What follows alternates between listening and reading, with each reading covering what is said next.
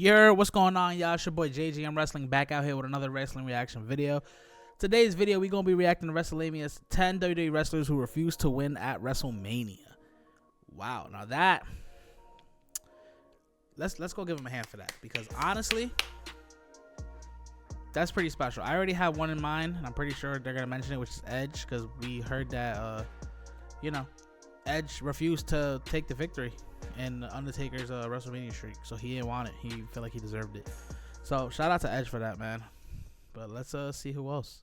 WWE wrestlers who refused to win at WrestleMania. Number 10, AJ Styles versus Chris Jericho. Now, heading into AJ Styles' WrestleMania debut, fans were convinced that AJ would secure a huge win over Chris Jericho. AJ was the firm favorite for the matchup, as this was his first ever WrestleMania matchup, and it wasn't as if Jericho needed the win, as his popularity and star power couldn't be touched during this time. Shockingly, WWE decided to have Jericho win the match, and it was later reported that AJ wanted to lose the match. Was this because AJ wanted to show that he was a team player? Well, potentially. It may have also been that AJ was of the belief that he shouldn't just walk into a prominent spot on the WrestleMania card and just win, and it was his duty to do the honors.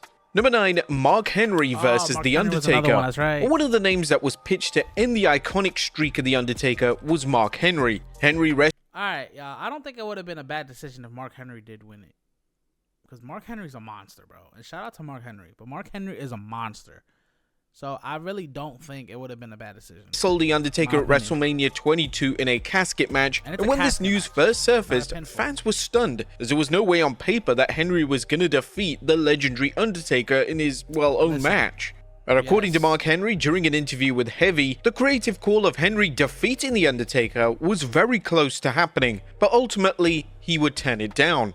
It was close, and there was some conversation about me being the one to break the streak, and if they would have asked me, I would have been like, hell no, I don't want to carry that weight. Henry, just like several other names who have turned the offer down, realized the magnitude of the win. Conquering the streak at that time would have arguably been bigger than any world title win, and it's not something that talent were comfortable openly accepting, which is completely understandable. Number 8, Kane versus The Undertaker.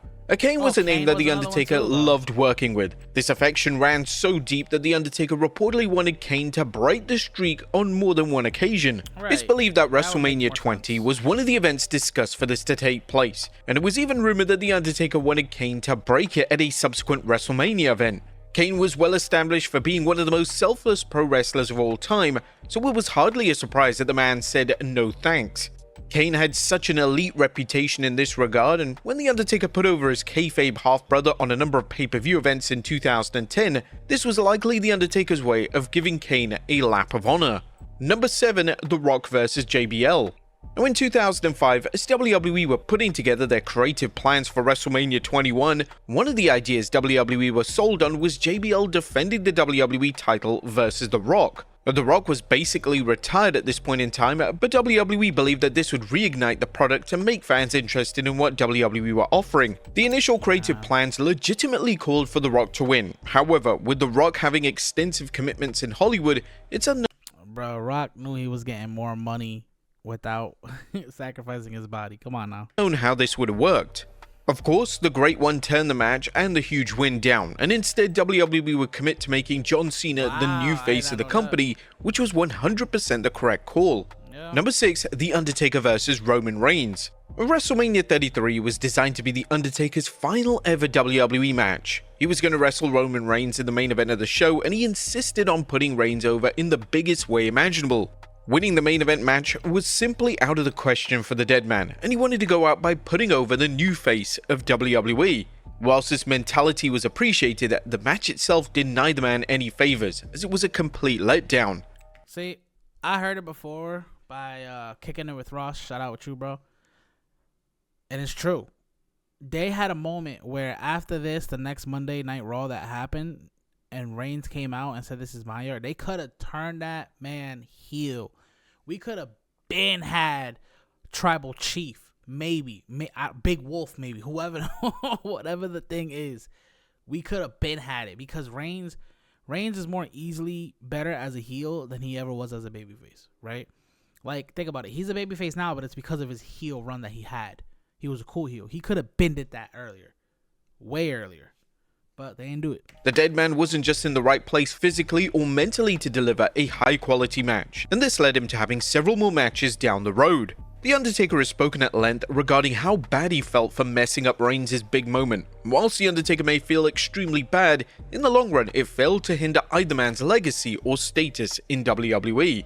Number 5. John Cena vs Bray Wyatt. It's a common consensus that Bray Wyatt should have defeated John Cena at WrestleMania 30. Cena had no reason to win this match, and Wyatt winning such a huge match on the grand stage could have been an incredible moment for him. 6 years later at WrestleMania 36, the two would have a rematch, and it was almost as if Cena went out of his way to make Wyatt look good as humanly possible. The two collided in a wild yet fun Firefly Funhouse match, and the match acted as a study of Cena's character and persona. The initial plans for the match were for the two to collide in a regular 1v1 matchup, and if this was indeed planned, then Cena would have done the favor and wouldn't have hesitated in putting Wyatt over. It was reported 3 years prior that Cena insisted on putting Wyatt over on SmackDown during Wyatt's reign as WWE Champion, and Cena evidently wanted to right the wrongs of WrestleMania 30. Number 4. Edge vs The Undertaker. The main event of WrestleMania 24 was set to be Edge defending the world title against The Undertaker, and internal conversations within the company were stating that Edge was going to win the match. It's unknown why exactly WWE believed it was a time to end the streak, but it was possible that they may have been under the impression that the streak had just run its course. But Edge would ultimately turn down the offer, and Edge reflected on his executive call during an appearance on the Impulsive podcast. Yeah, so we were going to meet in the main event of WrestleMania 24, and I think the streak at that point was 15-0. It was kind of thrown by me like, what do you think? I was like, absolutely not. Why would we do that? That makes zero sense to me. I'm already a made man. I'm in the main event of WrestleMania. What's it gonna do for me? Sure, it would do something, I guess, but let's save that. Let's save that for somebody who can really use that boost. The WWE Hall of Famer had a great point. What benefit would it have had to his standing in the company? Edge was already a top guy, and there was no need for him to receive such a monumental win. Number 3, Batista vs Daniel Bryan.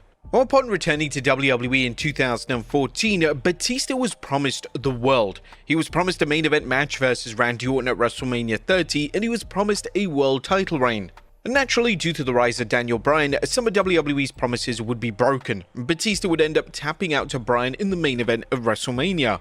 According to Batista himself, during an appearance on MLW Radio's Writers' Room, it was his call to put Bryan over in the main event, and the Animal took issue with WWE's call to follow up the win with a poorly executed angle on Raw the next night. Here's what I hated about the whole Daniel Bryan thing. We did the thing at Mania, which was great, man. I wanted to put him over. I agreed to tap out to him. It was no big deal. I never made a big deal out of it. The thing I made a big deal out of was what we did that deal that night. The next night, after he got on off a stretcher, gone through hell the whole night, and it wasn't his call, but they wanted him to come back not selling anything. Like not selling that he was sore or beat up or injured.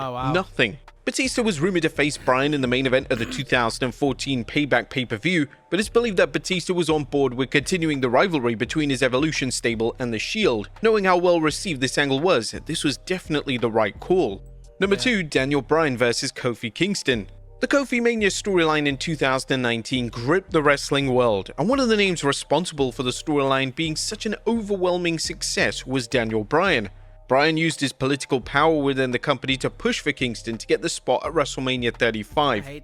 Bryan would insist on putting over Kingston. Kingston would reveal this during an appearance on the After the Bell podcast, and Kingston gave Bryan credit for understanding with what the fans wanted. He pushed for that to happen because the plans weren't for me to be at WrestleMania. I'm not sure who it was for Daniel to face, but it wasn't me, and Daniel went in and went to bat for me and the situation for the title match between us to happen, so we had a big part in it too. He was saying a testament to his state of mind as far as advancing the business and doing the right thing for the people and for the best match and product for the people to take in, so kudos to Daniel Bryan. Now, this was a trend that ran through Bryan's entire WWE run. He always seemed to know what the audience wanted, and he always knew when it was time to put someone over. And number 1, Randy Orton versus The Undertaker. One of the names that fans would have likely accepted to end the streak was the legend killer Randy Orton. In 2005, Orton was slowly emerging as a major player for WWE, and he needed a big win to solidify himself as a future legend for the company. As WWE rolled into Orton vs The Undertaker at WrestleMania 21, there were endless rumors that they were going to have Orton win, but they ultimately had the dead man extend his win streak. It was later reported that Orton turned down the idea of winning that match, which highlighted the respect he had for the dead man. Even though WWE's Resident Viper would turn this offer down, The Undertaker would put over Orton at subsequent pay-per-view events, including the 2005 SummerSlam. But there you have it, folks, 10 WWE wrestlers who refused to win at WrestleMania. Be sure to... Man, shout out to Wrestlemania for making a dope video, bro. It's kind of crazy because some of these I actually didn't know. I forgot about the Mark Henry one. I knew about the Edge. I forgot about Orton actually declining it. So, it's kind of crazy, man, how, you know, certain wrestlers, bro, they just know, you know, like Daniel Bryan doing that for Kofi, like that was the right move to do because at one point in time, it was all about Daniel Bryan. And now Kofi Mania was starting to become a thing. And if it wasn't for Daniel Bryan, we wouldn't have gotten that, right? So, shout out for the superstars, bro. Shout out to the superstars, bro. At the end of the day, shout out to them because they know what's good for business and they're not letting somebody else's personal feelings get in the way of that. Well, they can have excitement for 100,000 people in the arenas and stuff. Yeah, if you haven't done so already, subscribe to your boy on the road to 2K subscribers. I gotta go to work soon. Yeah, see you in the next one.